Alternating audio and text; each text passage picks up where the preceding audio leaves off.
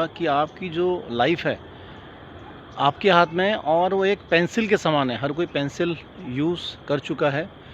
आप लिखते रहो लिखते रहो लिखते रहो, छीलते रहो छीलते रहो छीलते रहो। एक टाइम ऐसा आता है कि इसकी जो टोक होती है वो ख़त्म हो जाती है। हेलो दोस्तों, गुड मॉर्निंग, नमस्कार, जय हिंद। Welcome to my YouTube channel with new blog. दोस्तों एक्चुअली आज का ब्लॉग मैं कहीं और शूट करने वाला था और किसी और सब्जेक्ट में था, पर समय का जो चक्र है वो मुझे और ही कहीं लेके जा रहा है। समय अपने हिसाब से ही चलाता है क्योंकि उसको पता है उसने क्या लिखा है हमारे लिए। Stay tune. समय एक रास्ते के समान है जो हमें रास्ता दिखा के आगे चलना सिखाता है। चलते रहो चलते रहो। पर एक टाइम आता है जब इस दुनिया को हमको छोड़ के जाना पड़ता है। जैसे कि मैंने पहले भी कहा है कि एक आम का वृक्ष जब उसका समय आता है तो उसमें टाइम में हरे पत्ते आते हैं।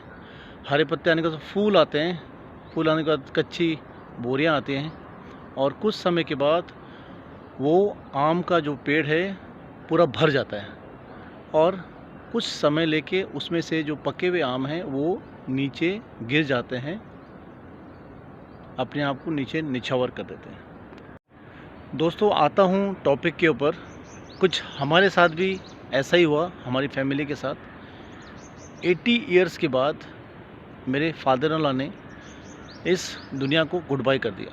एज ऑफ सडन एकदम ओके, कुछ प्रॉब्लम नहीं, एक दवाई नहीं, कुछ नहीं, और सडन हार्ट अटैक से उनकी जो मृत्यु है इसी मंडे को हुई और उन्होंने इस संसार को छोड़ के गुड बाय कह दिया। चिट्ठी न कोई संदेश, जाने वो कौन सा देश, जहाँ तुम चले गए, जहाँ तुम चले गए। इस दिल पे लगा के ठेस, जाने वो कौन सा देश, जहाँ तुम चले गए। चिट्ठी न कोई संदेश, जाने वो कौन सा देश, जहाँ तुम चले गए, जहाँ तुम चले गए। इस दिल पे लगा के ठेस। जैसा कि मैंने आपको पहले ही कहा है कि हम सभी इस ओपन मंच के, स्टेज के कलाकार हैं। मैं ये ज़रूर कहूँगा कि जो मेरे फादर इन लॉ है, सही में उन्होंने सभी रोल बखुदा किए। चाहे वो एक बेटे का हो, भाई का हो, पति का हो, पिता का हो, जो भी रिलेशन उनको मिले उन्होंने बखूबी भी निभाया। और आदमी जब जाता है तो जब लोग घर में आते हैं ना तो वही वो कमाता है। इतने लोगों का तांता लगा हुआ है। मैं ये ब्लॉग मैं इन पर्सनल नहीं लेना चाहता, पर मैं बताना चाहता हूँ कि आप कर्म अच्छे करो ना तो आपको लोग ज़रूर अच्छा याद करेंगे। मतलब अच्छे कर्म करते चलो और कुछ नहीं। आपकी फैमिली में भी, आसपास में भी लोग जाते होंगे, क्योंकि जाना एक सत्य है, मृत्यु एक सत्य है। सबसे बड़ा सत्य क्या है? यही एक सत्य है। पर मन में कुछ मत रखो। दोस्तों मैं एक लाइफ का एक छोटा सा मंत्र आपको देना चाहूँगा कि इस छोटी सी ज़िंदगी में प्लीज़ ईर्ष्या, द्वेष, टेंशन मत रखो। इससे नुकसान ही नुकसान है, फ़ायदा एक पैसे का फ़ायदा नहीं है। मैं सही बता रहा हूँ। कल मेरे से ये एक हादसा हुआ। एक मेरे कलीग से मेरा कुछ बातचीत हो गया, हालांकि मेरे से काफ़ी सीनियर थे। फिर 1 घंटे के बाद मैंने महसूस किया क्या रखा है। मैंने उनको SMS कर दिया, sorry it will not happen again.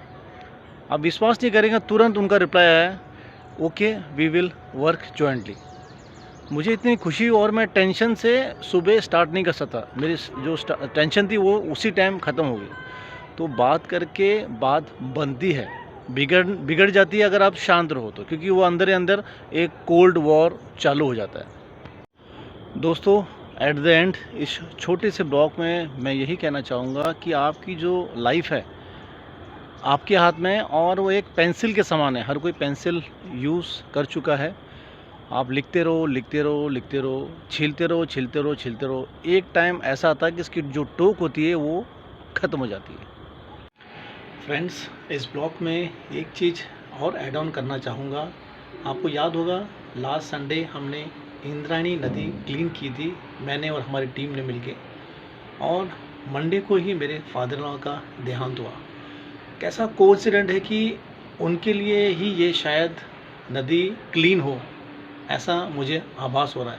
और हमने वहाँ उनके अस्थि विसर्जन की। दोस्तों, एट द एंड इस छोटे से ब्लॉग में मैं यही कहना चाहूँगा कि आपकी जो लाइफ है आपके हाथ में, और वो एक पेंसिल के समान है। हर कोई पेंसिल यूज़ कर चुका है। आप लिखते रहो, लिखते रहो, लिखते रहो, छीलते रहो, छीलते रहो, छीलते रहो। एक टाइम ऐसा आता है कि इसकी जो टोक होती है वो ख़त्म हो जाती है। और आपने क्या लिखा वो आपको ही पता है। आपने क्या लिखा है वो आपको ही पता है। इसलिए जो भी लिख रहे हो अच्छे से लिखो, ताकि लोग आपको याद करें। गोल्डन अक्षरों में लिखो। इसी के साथ मेरा ये ब्लॉग मैं यहीं ख़त्म करता हूँ।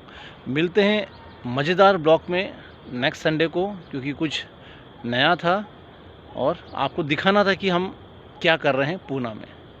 Stay tune, good bye, healthy रहे, अपना ध्यान रखें।